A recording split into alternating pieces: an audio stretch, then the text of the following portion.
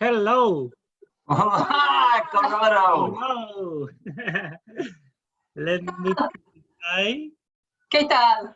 Muy bien. How are you? We're good, thank you. And you? Very well, very well. I'm very happy to see you there. Nice to see you too. Conrado. Yeah. How's things in Spain now? Well, I think the general feeling is that we are happy because we can go now to the street, we walk, we can run. So for 50 days we couldn't, and suddenly we can. So it's a good moment. It's a moment of freedom. What are the streets like in Madrid? The streets. It depends on the time, because in the morning we can go under 60 years old and runners. Then later for 2 hours they're like older than 60 years old, and after 12 in the midday, parents with children. So it's divided. Okay. Oh, hey, it's better. See, it's okay. How is there? Good. It's good. Yeah. Quiet, but the sun is shining, so, you know, could be worse. Yeah. Don't you think that the weather this year is like better than ever? Yes. It's because of no airplanes. Yeah, I think so. No pollution, everything is great. No, I love it. I love it. It's a pity we cannot go more often or to the countryside or something, but at least we can go to the streets. Yes. It's good for the vines as well. Yeah, it's going very well now. Yes, because it's raining a lot and now is the moment. Yeah. Good. So we're going to taste these wines. Great. Right. And which one are we going to taste first? Yeah, I suggest, because 3 of them are intense wines and complex, I don't think there will be a problem to jump into vintages. So we can start with Ontanon Reserva 2010. Yeah. Then I suggest we move to Mi Lugar, even if it's ripe fruit, but we can do it. And then later Reserva 2011. So we will go a very strange order in vintages, but I think it will be nice. Okay, so we're going to start with the Ontanon Reserva 2010. Yeah. Okay. Exactly. Yeah. Yeah, we're going to try with this to start with. Thank you.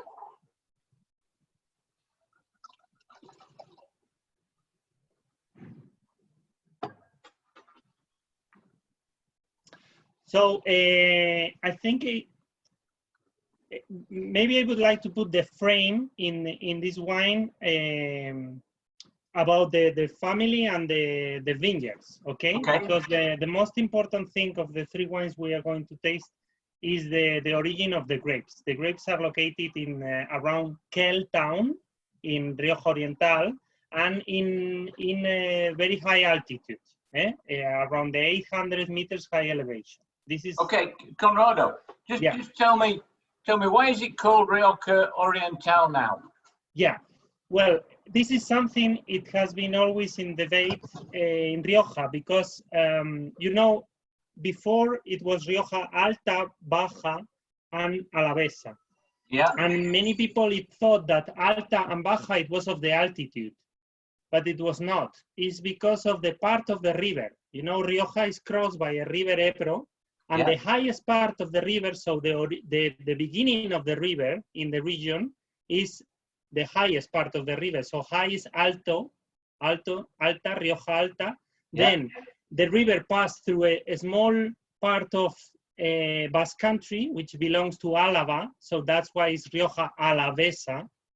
And then it goes down towards the Mediterranean Sea.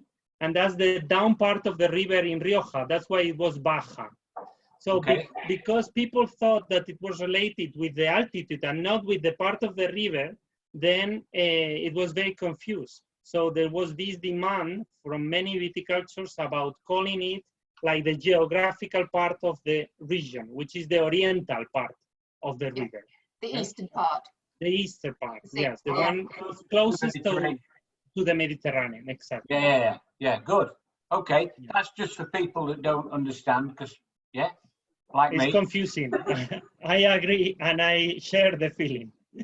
Bueno, it's okay. You know, in small places, we cannot forget that Rioja is very small, and the mentality many times is like in a small town when we need to control everything and everything. Everybody's in debate, so it's somehow it's very nice, but somehow it's also complicated in terms of market, no? Okay. To help the market understand it all and put it in context, yeah. It's the most Mediterranean part of Rioja, and the most important thing that, because not only the dryness is important, it's also the wind. Think that the wind is going to be our alliance in time of harvest. Okay, we do the harvest because of the elevation at the end of October, and in that time of the year you can have mist in the vineyard, the fog, no, in the morning. And this could be dangerous for a risk of botrytis, of a disease for the vines. But if you have the wind always blowing, then it's going to dry the grapes, and then it gives you the possibility to have the ripe moment of the grapes, the best ripe moment for the grapes. This is very important. So the dryness of the weather, Mediterranean, and the wind. In Rioja Oriental. So this is the terroir, the complete terroir. Yeah. Okay, so we've got this Rioja. Yes. So and, 2010 was a magical year, wasn't it? It was a really, really good year. It was excellent. It was, you know, Rioja usually classifies every vintage with a category, and it can be good, very good, or excellent. And in the last 10 years, the last excellent vintage was 2010 and 2011. After 11, we didn't have an excellent vintage. Okay? So it's a pleasure to have now like the 10, because it's like showing amazing aromas and complexity. Yeah. So the aromas are amazing. They're still absolutely easy for me to say. Beauty, the Rioja aromas. Yeah. And do I have a taste? Yeah, when we, I would like to feel the minerality in the aromas, because this is a blending of Tempranillo with a little bit of Graciano. And you know, Graciano is very important in Rioja for the wines we want to age, because it's going to give acidity, but also minerality in aromas and color. So when you look at the color, you see already that it has a color of a young wine, not a 10 years old wine. And this is because of the influence of the Graciano. Plus, all this youngness, the minerality in the aromas, which is coming also from the blending with Graciano. So one of the keys of this wine is the Graciano, and then the fruit, because the fruit, you know, we are used to feel in the crianzas, for instance, in Rioja, is very important the red fruit, the strawberries and blueberries, no? But when we go to a reserva, we have dry fruit like figs and prunes, which is something, in my opinion, very, very delicate in the reservas of it. So we can feel all that in the aromas, and then later how smooth is in mouth. Okay.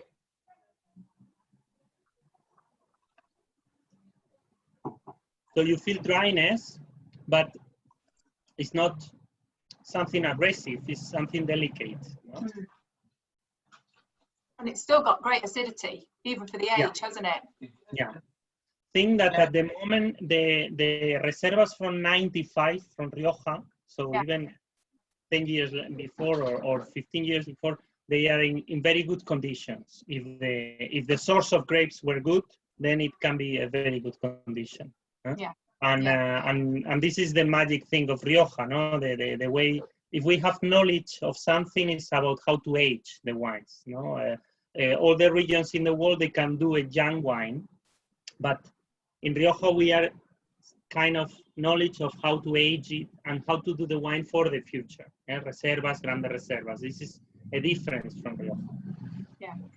This has changed to me, as you said. The fruit impact has lessened, and there's more the dried figs, the damsons in there, rather than the rather than the berry The fruit. bright berry fruit is gone to the background. It's gone down, hasn't it? Yeah. But it's still an amazing wine, and it's just starting to go off that berry colour on the edge of the plate here. So yeah, fantastic. But the nose, even if you smell it now after tasting it, the nose is just great, absolutely great. And the evolution in the glass, John, don't you? I mean, to me, it's amazing how now it's changing like to chocolate and coffee. So this is the complexity of the aromas, no? That it starts in dry fruit, but then it becomes like something more like chocolate and torrefacto, no? That we call in the wine. No? Yeah. And I love this wine. Okay. The wine I recommend to taste or to match with lamb if you have the chance. Right. Lamb, definitely. Pork recipes are nice, but to me the favorite is lamb. Lamb and Rioja, that's what we say here all the time. Match. Yeah. So we've got some new wines to taste as well. Yes. So I'm very excited with the new wines, John, and I'm very glad you all have it there. To me, wow, to have it there, amazing. A ver, you know, in Rioja, in this conservative and traditional way we are, for many years, I would say almost 100 years, we have been focused in the aging process. No, we were saying, and you know, the categories of quality has been always around crianza, reserva, gran reserva, or young wines. But there was always a demand from the viticultures that they said, look, I have a very special vineyard. I have a terroir that is unique, but I don't have the way to show it in the wine because I only can think in crianza, reserva, gran reserva. And this is something you do in the winery when you age the wine, but it's not focused in the vineyard, no, in the lamb. So for many years there was this thought and this way, this investigation about how to solve it. And finally they came last year with 3 new categories. These categories are focused in the terroir, so in the place, in the location you do the wine. And the biggest one is Vino de Zona, which it means it's like you can mention in the label if it's coming from Alta, Oriental, or Alavesa, but then you can restrict more. You can make it more focused in the town. And then you have Vino de Pueblo. Pueblo in Spanish, it means village. So you have a village where the vineyards are inside the village.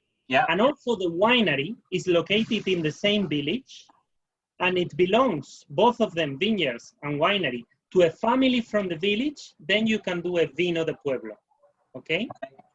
Think that this is a jump from Rioja, because suddenly for the consumers, they can choose a wine coming from a specific town, knowing, having the guarantee that they are drinking a wine done in a winery from that village, from that town, and from the vineyards in the same town. From a family. And this is... You have complete provenance of the way that the wine is made, grown, produced, and stored all in that town. Yes. And well, think that if we are around 800 wineries in Rioja, are only around 85 are in the possibilities of doing wines of these 3 new categories. So 85. Only 85, and 35 Vino de Pueblo. 35. Yes, 35 are registered as Vino de Pueblo. Wow. So it's something really unique, and it's very nice. In our case, the family Perez Cuevas, that is from Kel is the village, they always have the vineyards, the vineyards from all our wines. And this winery they did 10 years ago. It's very small, very tiny, in the village, and it's called Queiron. It's a winery thought in the traditional gravity system that has been done the wine in Kel, in this town, for more than 200 years. And so it's an amazing winery, very well thought in all these levels, where the grapes always go down, down, down, and never unpumped. Okay, so always by gravity. So the first wine, Vino de Pueblo, it would be Mi Lugar. You see, it changed already everything in the label, because Rioja before we only could show like the name of the winery and the category. So if it's Reserva or Crianza, and then Rioja. That's all we could show. But now suddenly we can give information about how we do the wine, the town we do it, and a bit of history about it. Okay. So it's like a pleasure because it's like a book. You can read many information about it. So in this case, Mi Lugar, it means my place, because for Gabriel, the founder of Ontanon, Quel, the town is super important. So that's why he called it Mi Lugar, which is also a recognized, a very important poem in the Spanish literature. Okay. So if we go to the wine, now we change the fun of aromas. We go to the blueberries and blackberries. Yeah, certainly. More fruit. More fruit on top there. Super rich. And then we have the balsamic. These are the truffles. So characteristic from that soil because it's a very sandy soil.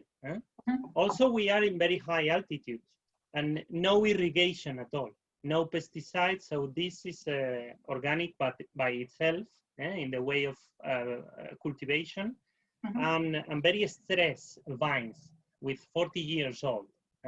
So Conrado, do these come from Pasada? No, this comes from El Poeta.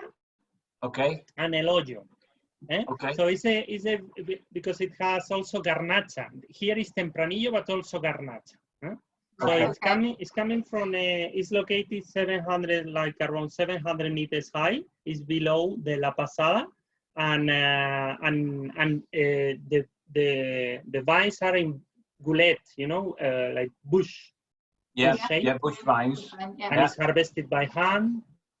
And low yield, because normally in Rioja it's around 6,500 kilos per hectare, and this is just 5,000 kilos per hectare. So it's a very low yield to give you the possibility of obtaining a lot of expression from the grape. Okay. So you see all the balsamic aromas, the intensity, the licorice. It's super complex as a young wine because the vintage is 2017.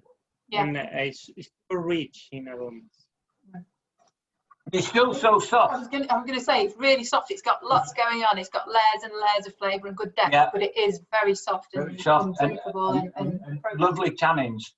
Nice, easy tannins. Have you had a piece of cheese? Try a piece of cheese. It really is soft. And you see, very good. This is one of the explanations. If we go back to the demand from the viticultures, this is a great wine, but there is no definition as a crianza reserva. It's a vino de pueblo because what it's trying to express is the quality of the grapes and the land, but not the time of aging or the what happens in the vineyard as opposed to in the winery. More importance on that. Yeah. You take a very good quality grapes and then you vinify in a very good way, but not attending to the aging, attending to express the grapes. This is the Okay. So can we move on to the Chiron? Totally. Yeah. So Chiron is the iconic wine of this new winery done in the town of Quel. It's very important for the family because it was the release of the premiere release of the winery. This is a project that is born in 2011 when Gabriel, the founder, he realizes about the value of the gravity system of the caves that are done in the village. When you visit Quel, there are 200 holes in the rock, and every hole is a cave where the wine has been done since 300 years ago. So he had the experiment of doing a wine in one of those caves to see how it could be the quality of a wine done in that way. He did it and he was amazed. So he decided to do this project of a new winery with high technology, but built and thought in the same way as the caves from the past. Yeah. This is what he did, and he called it Queirón. So the first wine, the iconic wine he wanted to do, it has to be from that year, so 2011, and it's a Reserva. Okay. So it's Tempranillo and Graciano. There is around 20% of Graciano, so you will feel much more minerality in it. The color also is really amazing because it has an old color, but also like ruby details and displays, and then all the complexity in the aromas. If we think not only the dry fruit, but we find the truffles, a bit of balsamic as well. All the evolution to the torrefacto. But it's amazing. Very delicate, isn't it? Yeah. I mean, to me, it's like a very classic Rioja, when we find very complex minerality and very subtle and super elegant, but at the same time with all the intensity of the fruit. Because sometimes in Rioja, when you find the aromas of complexity, you miss the fruit. And to us, the fruit is very important because it's one memory from the grapes. No, it tells you about the intensity of the grapes and the quality of the vintage. So in this case, I think it's a very good combination between the fruit and the minerality and classic aromas of Rioja. The fruit, the initial impact of the wine in the mouth is fruit, is fantastic, and then you get that mineral flavor that just reminds you of Rioja.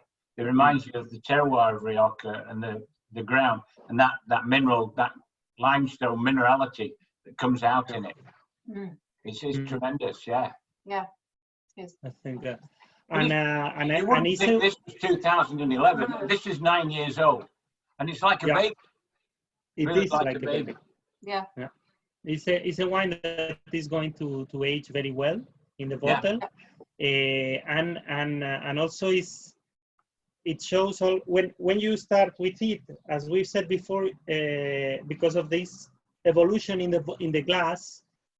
You can start in a second dish like a lamb or a pork, but then it goes with you to the dessert, like a chocolate cake or another dessert. But finally, it's going to make the role of a cognac because of this evolution. The cigar aromas and all these aromas that come to you after 20 minutes open or in the glass. You know, so it's very interesting to see that process. It's going to last another 10 years easily in the bottle, isn't it? Definitely. Yeah. And just continue to evolve and change and get better. Definitely. Yeah. You can see that because of the depth and concentration of the fruit, but also the fruit in your mouth. Still lots of fruit, isn't it? You still taste it and taste it. You still taste the fruit. You still taste the acidity in there, and then the minerals. So it's big. Lots of flavors now. And as they gel out, it'll just be so harmonious. Yeah, very good. I agree. No, we are excited with all of them, and we are excited with the project of Queirón. Everybody is more than welcome to come to the winery and to see the vineyards, because it's something very precious for us. And yes, of course, we are glad and happy to show it to everybody. It's great. Well, thank you. Yeah. That's an invitation for you, Judd. He's always inviting me, but it's just time. When we're allowed to play again, Conrado, we'll be there. Mamma mia! It seems it's against us. I know. when we are close to plan it, then no way. Yeah, something comes up like a pandemic or something like that. Whatever. Conrado, that's fantastic. Thank you so much Yeah. No, to joining you. us this afternoon here in our little shop. Here. It's great. To me, you can't imagine how happy I am. And I really thank you for this opportunity and to be sharing this moment with you. Really, I see the dog there. Love it. I love it. I really love it. It's like being there. Conrado. Yeah. And anytime you want, I'm here for you. Really. Oh, thank you. Hello, Cheers, Conrado. See you soon. See you soon. Bye. Bye.